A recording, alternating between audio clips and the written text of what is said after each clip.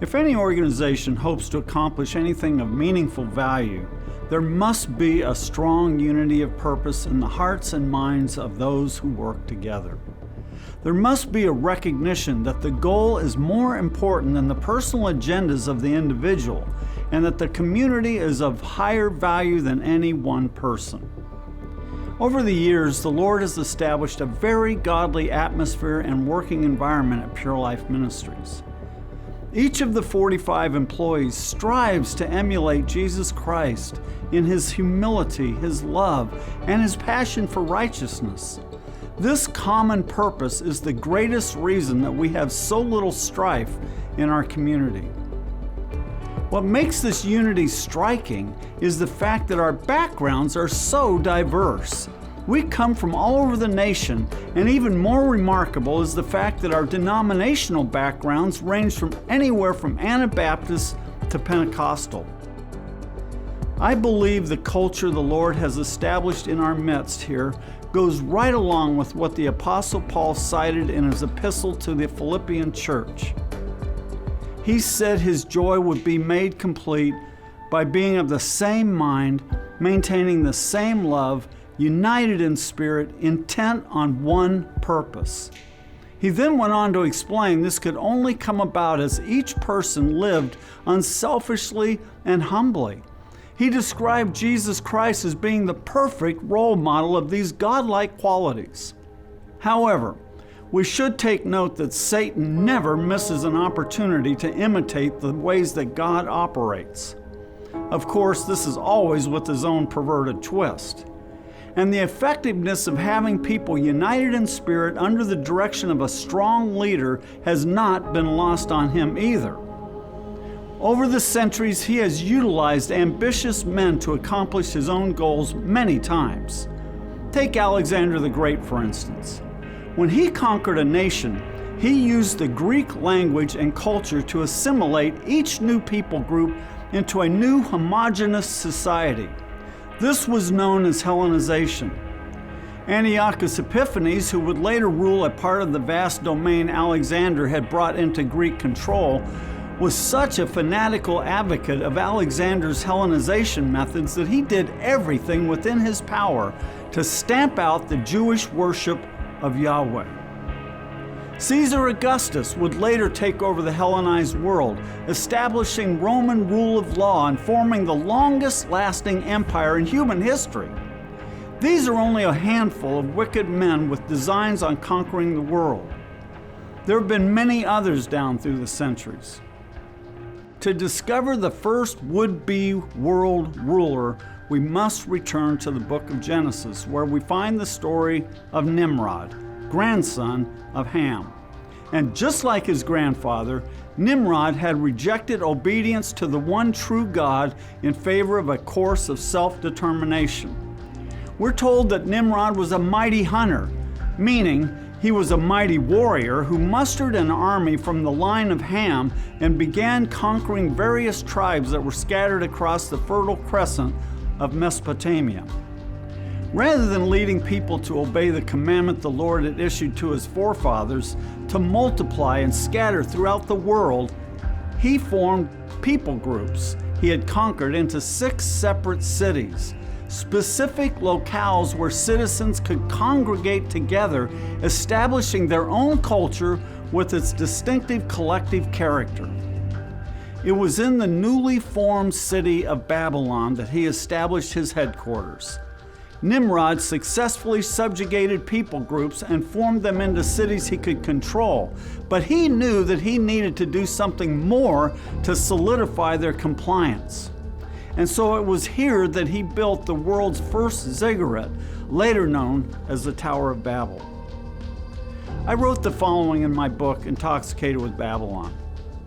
Apparently, Nimrod perceived that in order to succeed in his insurrection, he would need a powerful force to unite his diverse subjects. Perhaps this was an additional motive for building the Tower of Babel.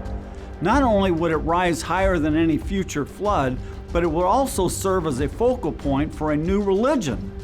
The tower would serve both as a magnificent attraction to draw people from all over the world, as well as a temple to gods of their own choosing. His people would no longer be confined to worship only the great Jehovah who caused the flood. Nimrod's new temple would allow people to worship a host of gods. It's probable this was the result of a brilliant revelation. Jehovah was only one of many gods. Of course, Nimrod might have told his followers, Jehovah is the God of the Semites, the descendants of Shem, but surely there are many other deities that affect the lives of mankind. It seems that the founder of Babylon presented a vast array of gods to whom his subjects could appeal for help. Besides the obvious fact that his world religion was not built with the idea of serving and worshiping the Lord alone, he played on people's fanciful notions that there were actually a variety of gods, each with its own local realm of influence and each with its own particular powers. His new religion would be much different than that of the Semites. Rather than uniting together in humble submission to the will of God, these people would create their own religion based on their own whims. In fact, their gods existed primarily to aid, empower, and accomplish their own desires. One can see the power associated with unity of purpose by what the Lord said when he saw what Nimrod was doing. Behold, they are one people, and they all have the same language, God said, and now nothing which they propose to do will be impossible for them. That is the power of unity, whether it is under the rule of Jesus Christ or under the rule of some satanic despot. Nimrod was the first of numerous antichrists who have plied their trade down through the centuries. He was also the first antitype of the coming world ruler soon to appear on the world stage. And, perhaps for the first time since those days, a truly unified global community under a single leader is actually feasible.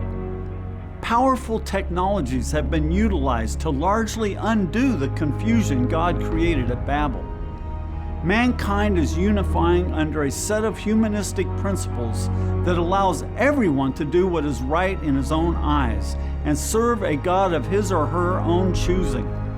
Relativism has both denied objective truth and claimed that in this philosophy alone objective truth is found.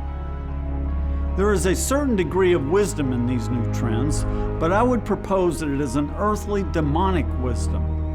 The underlying principle fueling this new form of radicalism is the exact same desire that inflamed Nimrod, the desire to throw off God's right to demand obedience to his authority. The entrance of Jesus Christ into the world system of his day was the most monumental event of history. He brought spiritual light into a world that had long since been darkened by the sin and rebellion of mankind. Unregenerated humans hate that light because it exposes the ugly reality of what they are really like inside. And that ugly reality has coalesced into a corporate consciousness that is now growing in strength around the world.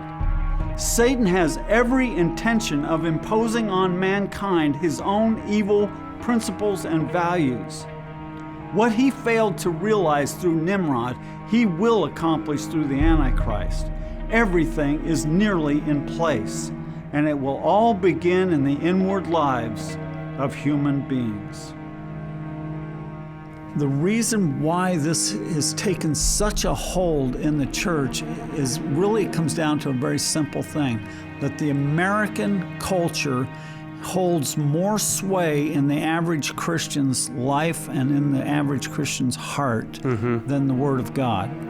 And that is why they are so vulnerable to being led astray into something false.